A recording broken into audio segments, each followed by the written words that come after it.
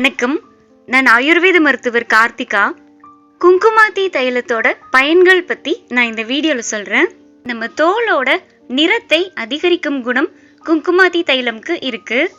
பருக்கள் ஏற்பட்டுட்டு போன பின்னாடி இருக்கிற பிளாக் மார்க்ஸ், கருவளையம் மற்றும் முகத்தில் ஏற்படுற பிக்மெண்டேஷன் தொந்தரவுக்கெல்லாம் குங்குமாதி தைலம் ஒரு சிறந்த நிவாரணியாக இருக்கும்.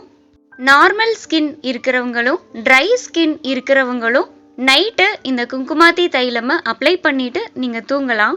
ஆயிலி ஸ்கின் இருக்கிறவங்க இந்த குங்குமாதி தைலத்தை ஒரு 10 to 15 நிமிடங்கள் மட்டும் உங்கள் ஃபேஸில் இருக்கிற மாதிரி பாருங்கள்.